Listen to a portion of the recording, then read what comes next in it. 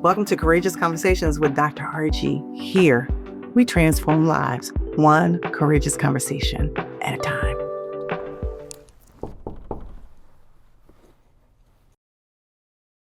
Hey, Nate. Hey, how are you? I'm good. How are you? I'm doing well. Good to see you. Good to see you as Come well. on in. Yes, Welcome.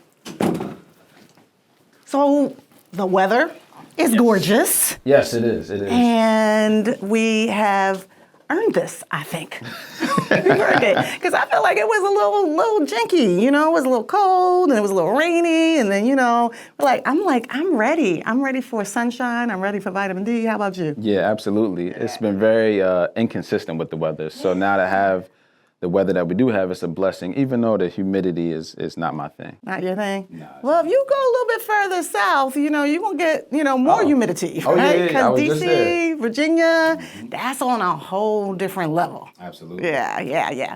Well, what I want to say, first of all, is welcome to the Courageous Conversations podcast with Dr. Argie. Dr. Argie, thank you so much for having me.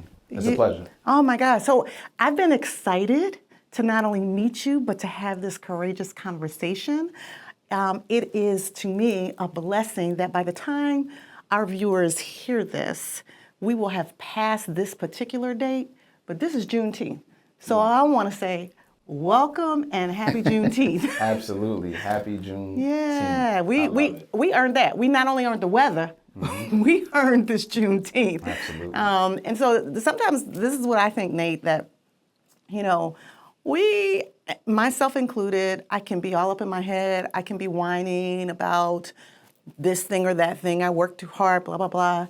But when I think back to our ancestors, the shoulders that we stand on, who died, fought, gave their blood, sweat, and tears for us to have freedom, they didn't even know that they were free until a couple years later. Now, some other folk knew. But our folk didn't know, right? Yeah. And so when I think about that, then actually it relaxes me because I'm like, if they could traverse through the atrocities, the brutality, the discrimination, the disenfranchisement, all the things, all the isms, the racism, they could traverse through all of that. Like, we got this. Absolutely. And I think the one common theme is their faith. Their vertical upload and download from God.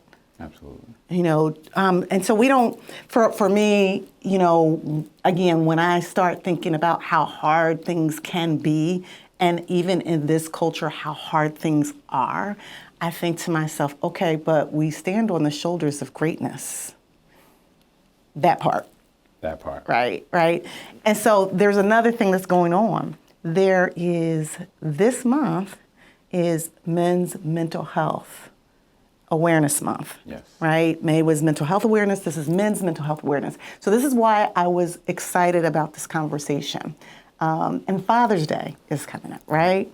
And by the time people watch this, maybe it has already happened. But, you know, for you as a man, as a Black man, as a father, as a mental health, male mental health expert, advocate, how do you believe that men in particular need to honor their mental health and wellness? What are the things that you would say that really zone in on men's mental health?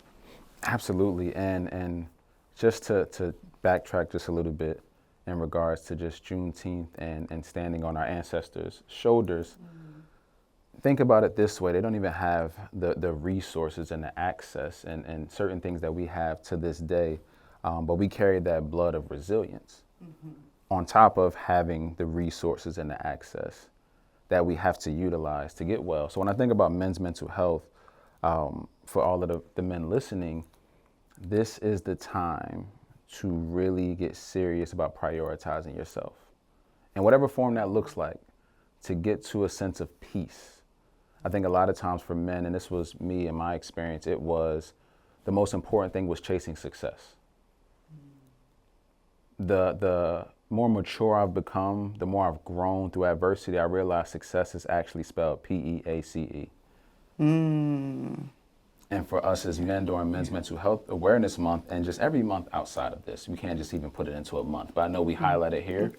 It is, what can you do today to find peace of mind? It doesn't mean that everything's going to go smooth, but what can you do for yourself to have peace of mind and a regulated nervous system? Ooh, a regulated nervous system. That, I always say, gives me chills when people drop these barbs, but it's not just because it sounds good, it's because it's facts. It's facts. Truth, Yes. right? We are walking around mood dysregulated. Our nervous systems are out of whack. We're anxious. We're having panic attacks. We're on fleek.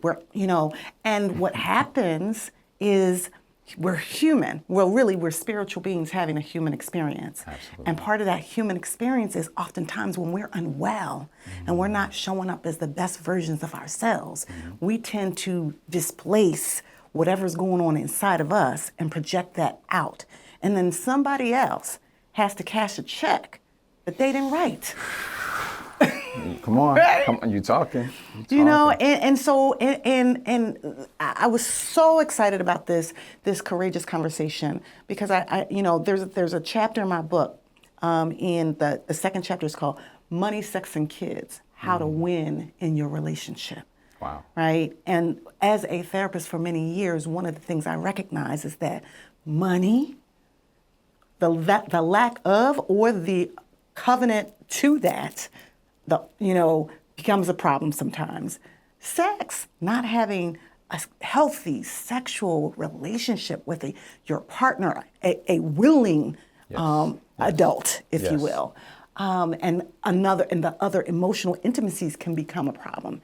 And then them kids. Come on. Them kids, they are a wonderful, precious gift from God. But when I say Michelle Obama said that those were little terrorists, they're the ones you love more than anything else in the world. And yet, talk about a dysregulated nervous system, especially when they come into your life, right? And so the conversation about paternal health, because I don't believe, and Alexia Jimenez, who is the founder of Cocoa Life Black that we partner with, she often talks about you can't talk about maternal health if you don't talk about paternal health, right? Because men often get left out of this equation. And I heard you talk about this idea of PPD, postpartum depression, which you talked about that you had. That's a real thing. We prioritize women because we are going through it, but we didn't get here by ourselves. No. We had to have a not. partner in this process, and that partner are the males who also go through hormonal changes and testosterone changes and elevated cortisol and adrenaline levels that leave you, and the lack of sleep that leave you deprived as well. And then just the whole new orbit that you find yourself in without necessarily the roadmap that you need to traverse through the twists, the turns, the ups and downs, and the pitfalls of parenthood. So can you speak to your particular journey, and where did you get the courage to even give voice to hey, dad over here is struggling too? Yeah, so I'm so glad you're highlighting this because I just had a conversation on the way over here on the phone with somebody about this particular thing. And I'll start with the importance behind it, why I was able to dive into doing the work on myself is because I started to ask myself different questions. So for me, one of the motivating questions that I asked myself was this: who suffers as a result of me not taking care of myself? Which directly impacts my children, my sons. My first son, Armani, Robert Evans, he was born 3 years ago. He's 3 years old now. We just got him in pre-K 3. It's wild. They do pre-K 3. And it's PK3, I mean, I don't That's know. a whole thing now. It's like, okay, you can go to school at 3. Yeah, Like, yeah. For like $50,000. I mean, yeah, it's crazy. It's crazy, right? They always trying to get us. Uh-huh. But when he was born, so leading up to it, you have all of these emotions, right? These anticipations. Oh my gosh, I'm gonna be a father. I'm gonna do all of this stuff. I'm gonna do better than what I had before, and all of that. And when he was born, emotionally, I was like rocked, and I couldn't put words to what was going on, but I knew something was off. And when we got back home, probably about 2 weeks in, I just felt this disconnect. In terms, they call it anhedonia, when it's like the emotions, you don't feel anything. I'm like, what's happening right now? Like, this is supposed to be the best time of my life. I'm supposed to be holding him, smiling, rubbing his belly, all of this stuff. But the emotional crisis, right? It's a crisis, but it's a good crisis. The emotional crisis, along with, like you said, lack of sleep.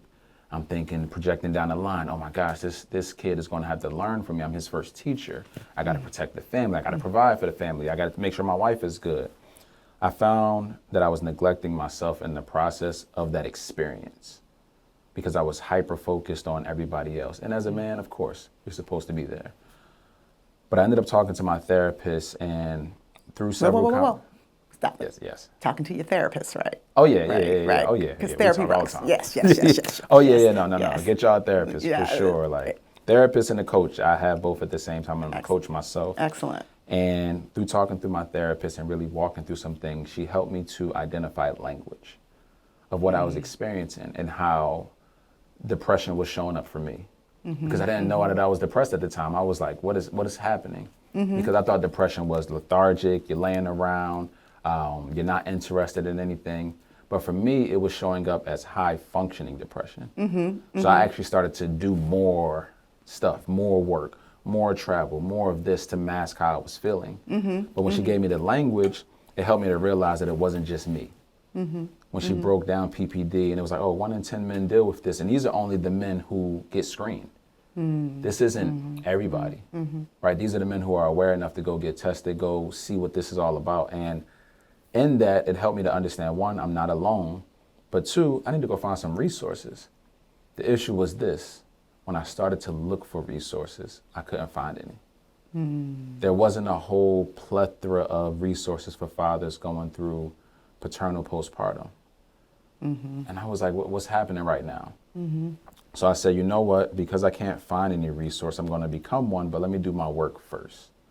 So that was 2 years of me processing, 2 years of me figuring things out. For a short stint, was even on medication, just trying to regulate myself because of this good crisis and everything that took place. And from there, it started with the awareness piece of like, hey, this is a thing, y'all, and I want to start to use my platforms to talk more about it. But initially when it happened, it rocked me because as a man, you feel like, okay, I'm supposed to be everything for this child. And you feel like I'm not supposed to have anything going on mentally and emotionally. And I had been doing my mental health work and healing for years up until this point. So I thought that I was light years ahead. And then you have a son or a daughter, and you're just like, oh my gosh, what is happening right now? And the interesting part was my wife didn't have any postpartum symptoms. Wow. So it was actually just me in the process. I'm like, is something wrong with me? And then you realize, like, no, it's actually normal. Most men just don't talk about it. Exactly. That's the problem, that we in this culture prioritize the men making the money and taking care of the family, but not being more vulnerable. But in order for you guys to be vulnerable, you have to feel safe. You have to feel, come right? on. You got to feel safe. Gotta feel safe. And my hunch is that your wife, even though she wasn't going through postpartum at that time, had to create that safety. Or I'm curious, I don't want to make assumptions. Did you feel the safety to be able to talk to her about what you were feeling, what you were experiencing, the detachment, or was there someone else in your life that you could talk to? Yeah, my wife did a great job. So she's always been a safe space for me since I've known her in high school. She's always been that safe space. We've grown together and watched each other grow through different phases. But during this time, I got to be honest, even though I knew logically she was a safe space, I didn't want to put another burden on her as she was recovering. So part of me was more reserved than I probably should have been initially, because she was like, hey, I'm here. But at the same time, I'm watching you. She had an emergency C-section. I'm watching her recover. She's up late. We're trying to figure out breastfeeding and all of these things. I'm like, I don't want to add another thing. Yeah, another thing. So silently, I'm struggling, right? I'm battling this shame, this guilt. I'm really dying inside.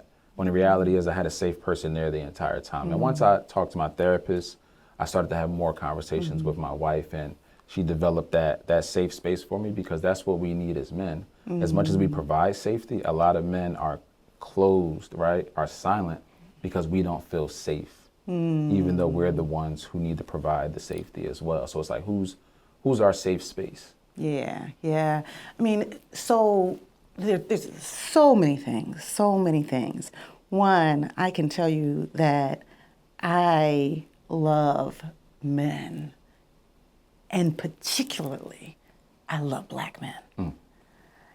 And why do I love black men? I was raised by a black man.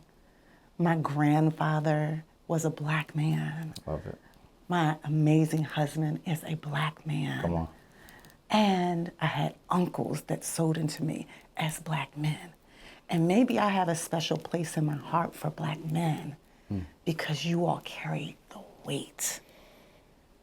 You carry so much weight.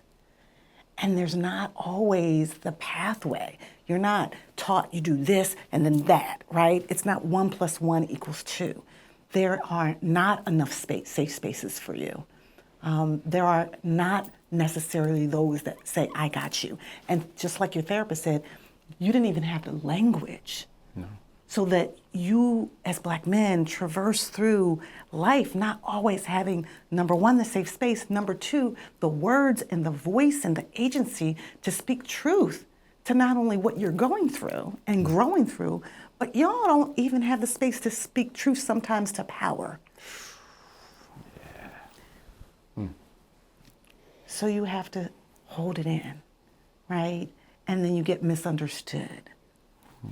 So then your aggression, I had a client that said that they spent so much time figuring out how to navigate the spaces in their professional career where they had to silence themselves. Wow. That they be damned if they were going to silence themselves in their personal space. But then that gets misread is they're overly aggressive, you know, or they're doing too much, doing the most. So where can you be you? Right. So for me, you know, there's something in the zeitgeist around specifically male-female relationships that I feel like has gone left. Yes. Right? Especially in the social media space. And what I've been wondering is, what would it look like if we kept showing up as light? If black women specifically showed up as light for black men, and black men showed up as light for black women. I'm not talking about all lives, because all lives do matter. Oh, yeah. But I'm talking about the spaces and places of darkness that we've had to traverse for hundreds of years. And that has impact because there is the residual effect of all of that trauma, so that it's easy to have a trauma response. It's easy to be in proximity, and because we're in proximity, I'm going to hurt you before somebody else hurts you. Or we respond like, well, I'm going to hurt you before you hurt me, so let's get it on. And so this relationship that we're in, because we're all in relationship, I wonder for you, when it comes to even with your wife, how do you now that you know better, because Dr. Maya Angelou said, I did the best that I knew how to do, and when I knew better, then I did better. Of course. How do you, now that you know better, use your words as you would tell your children to speak life in your full manhood and vulnerability? Yeah, that's, First, thank you for the encouragement. And that's such a great question, because when you realize the power of speaking life and light, I realized for us, let's just say my marriage and that dynamic, with us speaking life into each other, specifically me, right? I'm a communicator by nature. I do that. I travel the country speaking. But realizing the most important audience was in my home. And then speaking light and life into my wife, into my children, you realize that, one, you get an opportunity to thrive together. There's no competition. There's no comparison. Everything, we do different things, but when we come together, we're all one team. So you get an opportunity to thrive, but also you get an opportunity to make quantum leaps in the strength of your relationship and how much you grow, because you're both speaking life and light into each other. And that's an important thing. When one person feels like it's not mutual, they're getting slighted, you start to pull back. But for us, it's no ego. I want to see you win. I want to see you thrive. Because when you do, that means I do as well, especially in a marriage with somebody who has your last name. Yeah. We thrive together because we're one. So actually, it's my responsibility to empower you because we are one. Because when I do that for you, I'm actually doing it for me too. Yeah, that's good. So I heard you say, and I'm gonna get this right. You put it on social media, IG or something.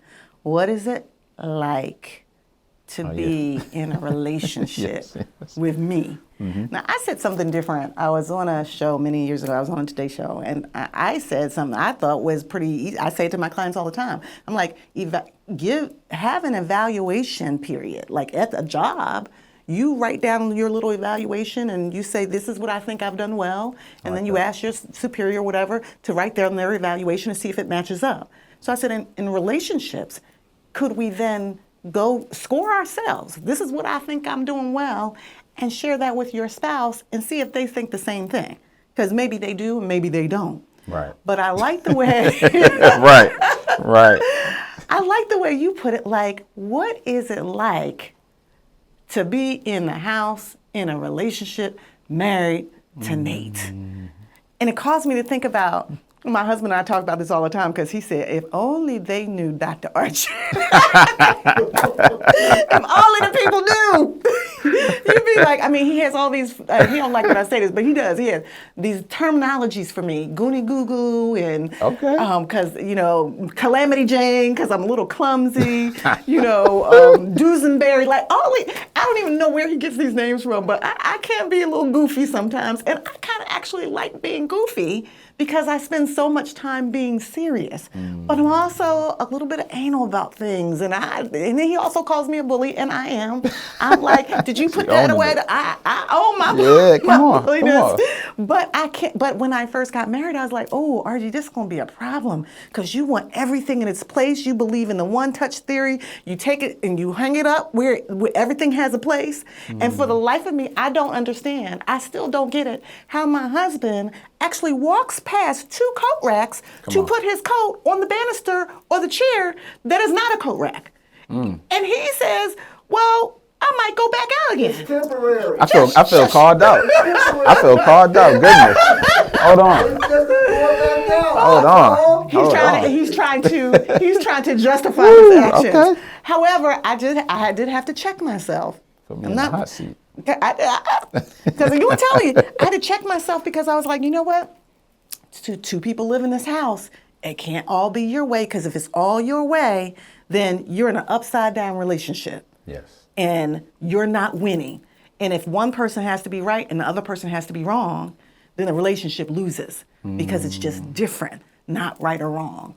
But for you, what's it like to be in a relationship with Nate? And I might have to have a conversation with your wife. Yes, yeah. A real conversation needs to happen. And interesting enough, she's a therapist as well. Okay. And that was a whole thing for a while too. Like, all right, don't therapize. You know what I mean?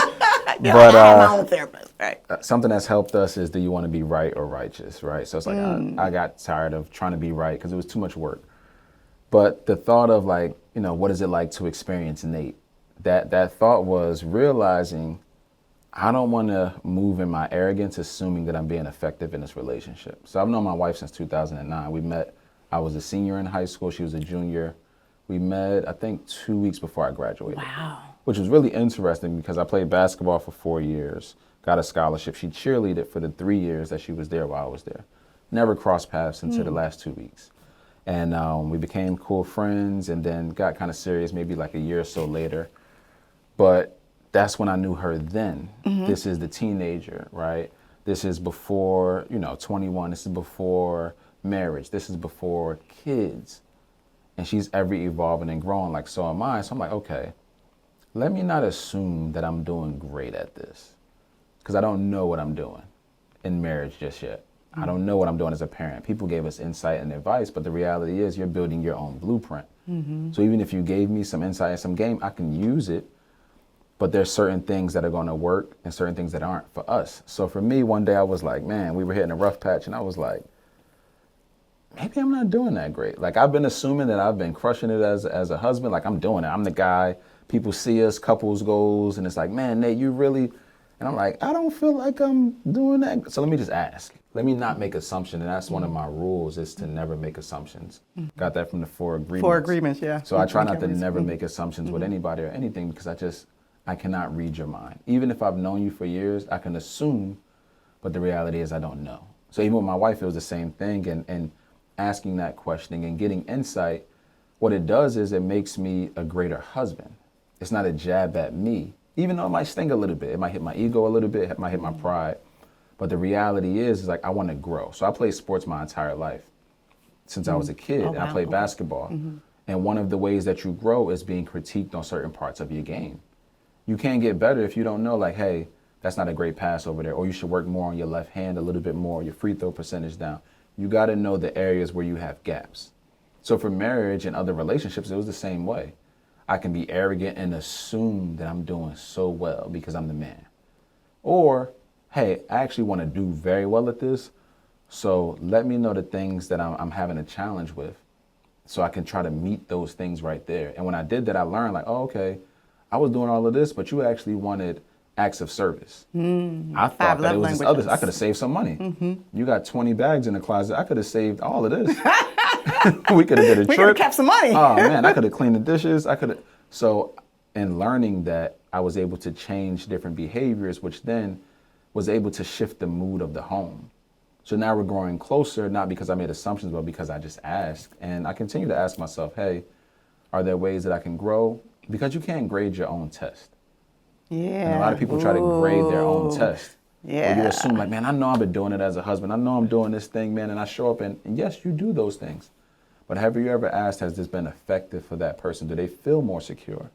Do they feel more loved? Or are you still doing the same thing you were doing 10 years ago that she liked for a moment because, you were just early flirting and she just wanted to be with you? But that ain't really her thing. She don't like scary movies like that. So you got to ask these questions again. And for us as men, you got to deflate the ego to allow yourself to take whatever it is. Because also, you're not asking just the question. You're asking them to be honest about what they're sharing. Like, don't spare my feelings. I want to know what you really think, so I can take this and be the best version that I can be for us.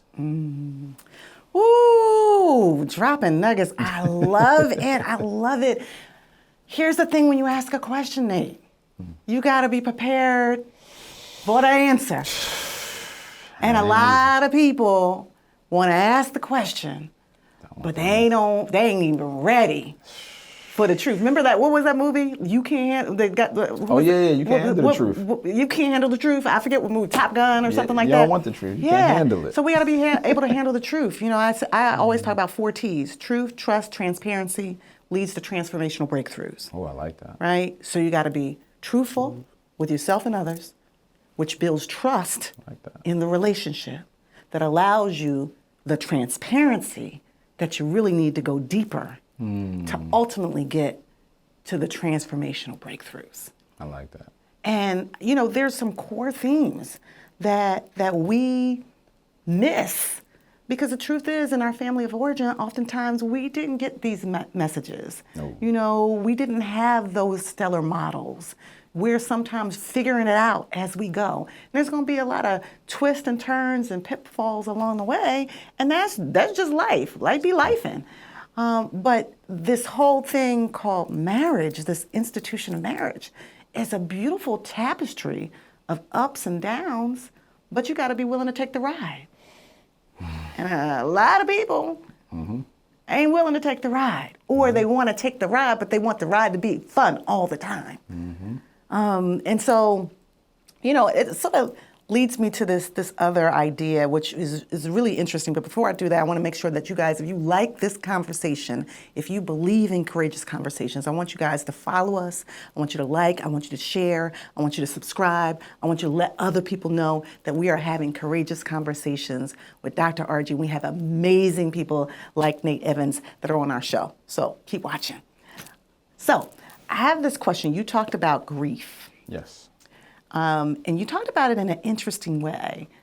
Grief so I talk about anticipatory grief quite a bit because I don't think people think you're grieving the loss through death or through divorce or something, but they don't really think about like there's this disruption of our nervous system because we're anticipating a loss, if you will.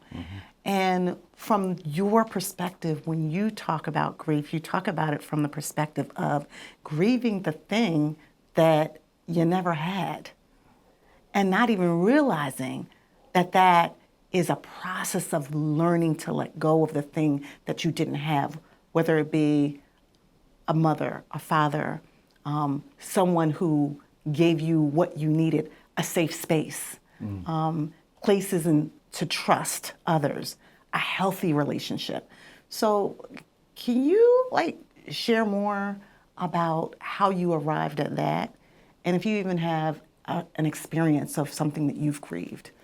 Absolutely. I dove really deep into grief last March, March 2025, March 24th, 2025, when we lost our second son, Kyrie. Oh, I'm so sorry to hear that. Thank you. And that was, I've experienced grief before, but not to that magnitude. Like it was a club that I never thought I would be a part of, where it's like the club of, parents who lost children. And it just rocked my world. Like it just rocked my world. It felt very surreal at the time. And even sometimes to today when I think about it, but it sent me on this deep dive of grief. And what happened with our son Kyrie's passing is like it peeled back the layer of so many other underlying issues and griefs that I didn't realize I had. And it took several months to process it, but I realized I was grieving different relationships that I thought would be closer, especially with loved ones, opportunities that I thought I would have, different things that I just needed to grieve so I can let go because the residue was following me year after year after year because of expectations that I had. So it was the same with our son Kyrie. I had an expectation of, our second son is here. This is amazing. Armani's going to have somebody to play with. He has a little brother. And then in that transition of him not being here, it was like, man, I was grieving all of the opportunities and things I thought we would have. Throwing the ball, him playing with each other, us having more than one kid in the house, making a bunch of noise, all of those different things. And the challenge is when you don't grieve those things that never happened or those experiences that you anticipated happening, again, you hold that weight. You don't even realize it subconsciously that you're holding on to it. And January of this year, I did an exercise. Our pastor had us do this exercise through this workshop where you write down all of the things that you essentially needed to grieve and let go of. But in doing that, you lament as well. And you essentially have this conversation with God saying, hey, I'm upset that this didn't happen and I thought it would. And I grew up in a household where it's like, you don't question God. And it was the first time in my life where I was honest, where I was like, man, God, I'm angry. I was angry at you that you didn't heal our son. I was angry that these opportunities were on the table and I was praying and I was fasting, I was doing all of this stuff, but it never came through. I was angry that this business thing fell apart when it seemed so sure.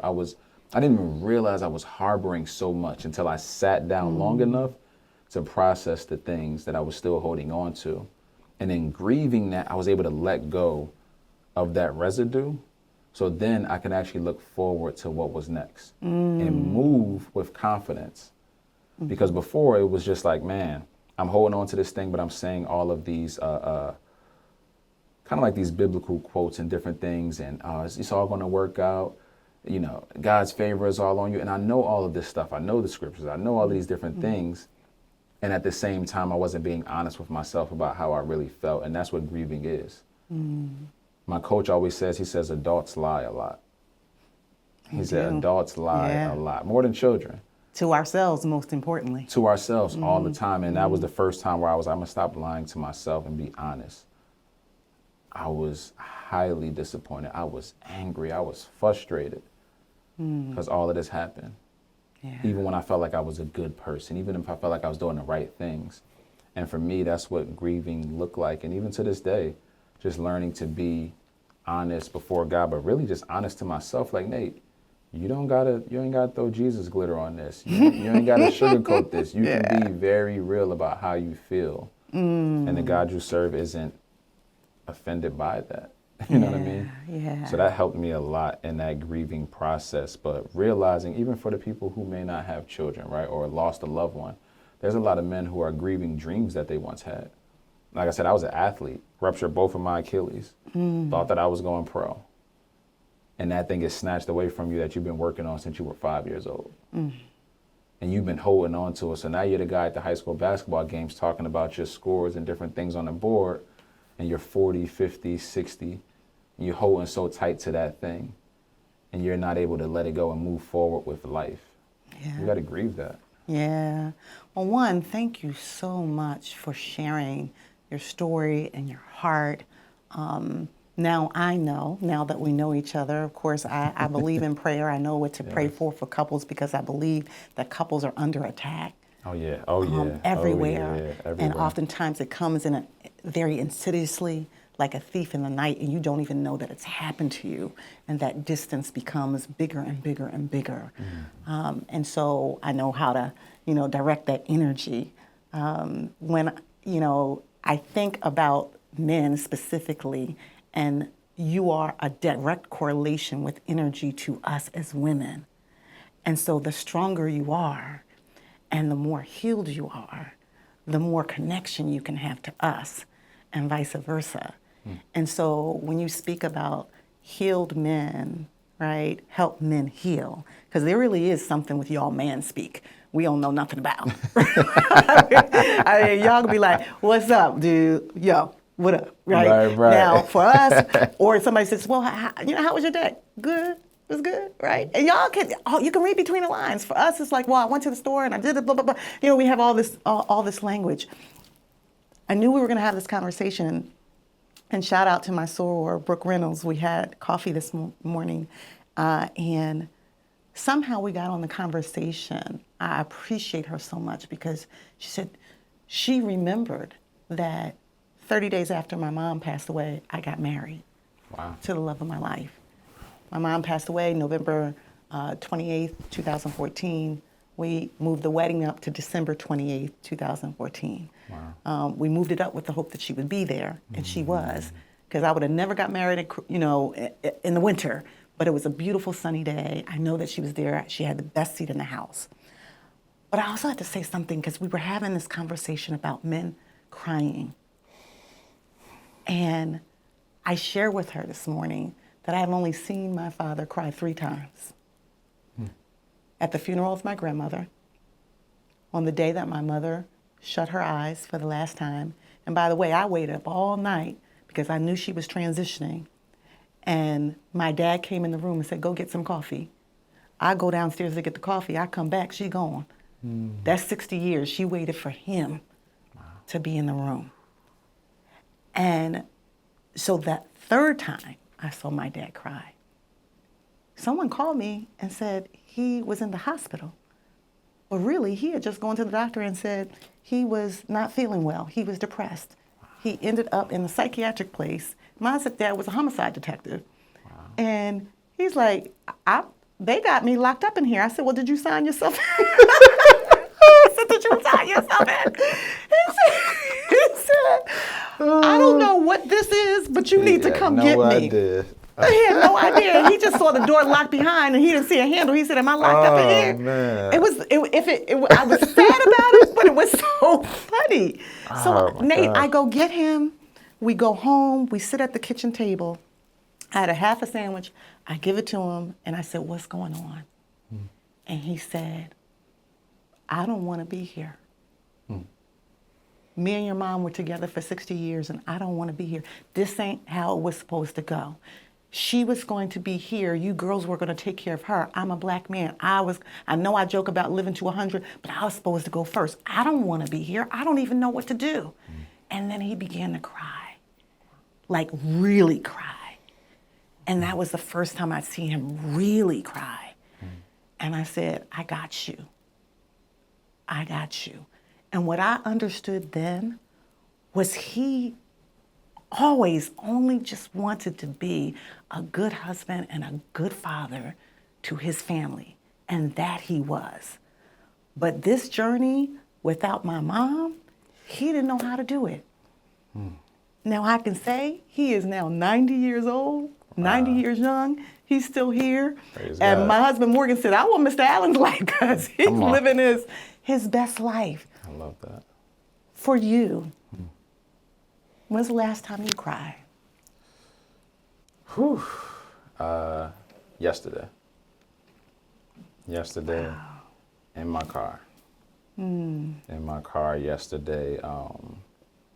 One thing I'm very proud of is how much I've grown and allowing myself to have moments without attaching shame to it. Yes. And I was just overwhelmed. I even texted my wife. I was like, I dropped our son off at daycare and I was like, hey, I'm overwhelmed. I'm not sure, 100% sure why, but I'm gonna go to the nature reserve and go for a run. So I ended up doing that, kind of went through the day and I felt better, but the weight of what I was dealing with was still pretty heavy. And I was like, I gotta release these tears before I go in the house. Not because I don't want anybody to see me, but I wanna release this weight so I can go in and be who I need to be with the kids and with my wife, right? I wanna go in and have fun. I wanna go in and joke around. I wanna go in and I don't wanna come in the house too heavy. And yeah, I sat in the car and I was having a moment. I was just feeling the weight of just life, you know, business, travel. I'm already thinking 6 months down the line. We're talking about moving. I'm just thinking of everything. But also, there's some relationship dynamics right now that aren't the best with other loved ones. And I'm just like, man, this is a lot. This is a lot for me to carry. And sometimes I got to be honest, I pick up more burden than I should. And in those moments, and that's when I cry and I realize like, oh, okay, let me go ahead and release some of this. Like, God, you could take that. I'm not gonna. So for me, it was literally such a great question. It was literally yesterday. I was in the car, I said a quick prayer, had a moment, and I just released tears. And I was like, I felt better because that release. Because here's the thing, for men, it's like, it has to come out in words or tears. It has to come out. How you're feeling, what you're processing, because if it doesn't, it builds up and then you lose the control of how it comes out. So for me, I'd rather cry than punch somebody in the face. So if that's the case, I'm gonna go ahead in this car, give me about 5-10 minutes. I'm gonna just release, I'm gonna get this out. I'm gonna woosah so I can go in here and be present-minded because it's not worth it. I do a lot of work in juvenile detention centers, and what you see is a lot of youth, young adults who acted off of emotion because they lost control. Yeah. And if you don't get it out in some type of healthy way, you will lose control and it will come out. And I had a moment like that too where I was snappy with a 3-year-old. Like, why am I snappy with a 3-year-old? I know They just being a 3-year-old. He's intelligent, but he gonna remind you that he a 3-year-old. And I was snappy with my wife about something, and we were just having these petty back and forth, not even arguments, but you can feel the tension in the house. And it was like, what is going on right now? Let me release this so I can actually communicate in a healthy way and we can have an adult conversation. Yeah. So yeah, I don't have a problem crying. I'll probably cry after this. Ooh, I love. Listen, men cry. You're human. We are spiritual beings having a human experience, and those tears are purposeful. God gave us those tears. And can I say something to that? That's really important. You said we're human, right? Men are human. One thing my coach helped me a lot with was honoring my humanity. I only see myself as just a man. It's like, you're human. You get to feel all of this, not just the stuff that society says you get to feel, like anger. It's like, no, you get to experience all of this and be a comprehensive man, like Jason Wilson says, and release all of this. But it starts with honoring your humanity and teaching the people closest to you to honor that as well. Yeah. I like that. Thank you for that. I love that because in that humanity, we have a tapestry of emotions. And we, in our culture, do mad and sad. And if we don't want to be mad or sad, then we go to mad. And anger really is a secondary emotion that masks itself as a primary emotion. And so when you're asking people what they feel, and specifically men, oftentimes the world will tell you, just say what you think. Well, no, let's talk about what you feel, because the release of those emotions that, if not addressed, will show up as aggression in inappropriate ways, and find yourself in a situation that is not only harmful to you, but to other folks as well that you love, right? And so letting go. You talked about release. You talked about letting go. You talked about family dynamics. Is there something that you've learned about being a mature man that you did not know when you were younger that you needed to let go of?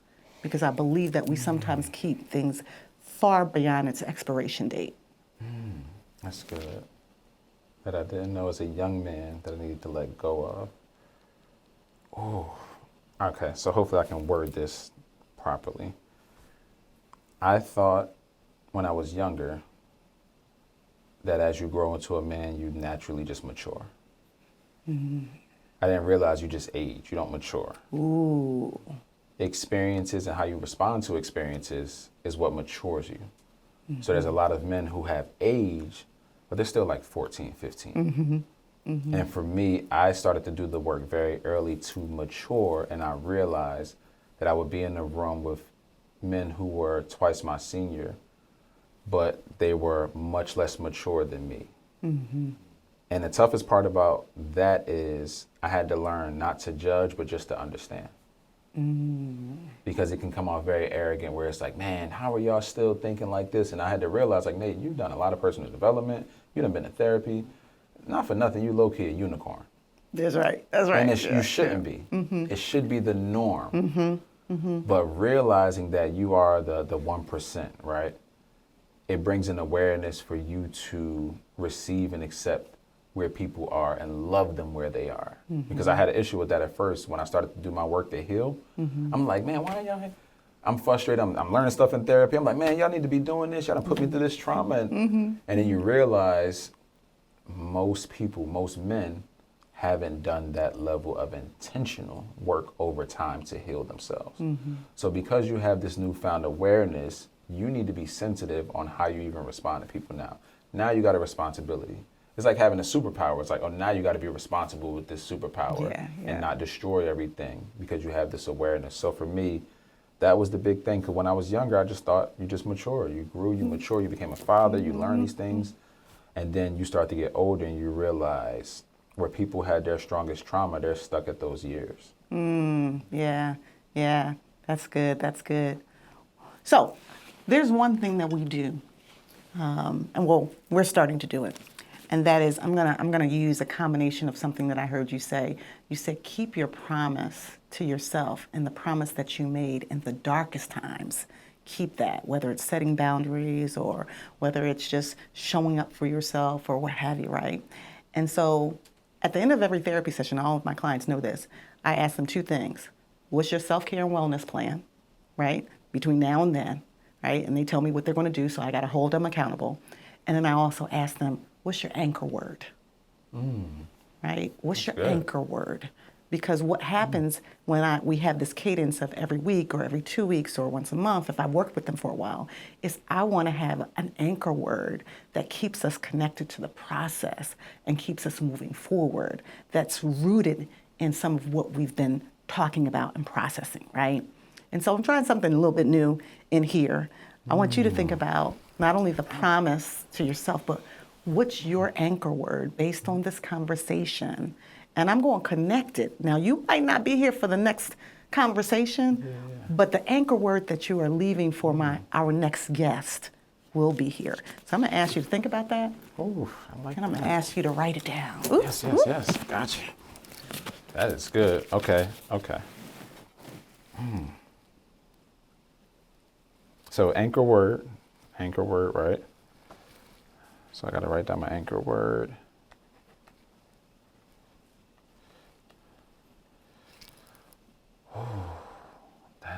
good.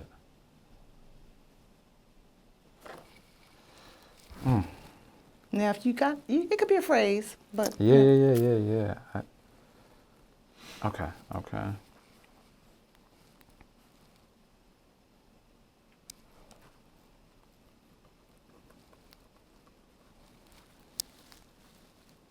And the first part again?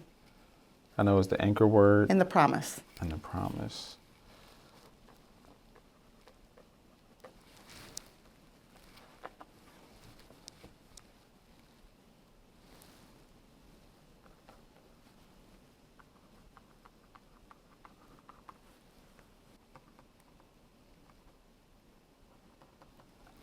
Okay, so I got the promise and the anchor word. All right, excellent. Did I get it? You can read it. Okay, all right, y'all. Y'all gonna get okay. The promise is to accept all of who I am without trying to be accepted.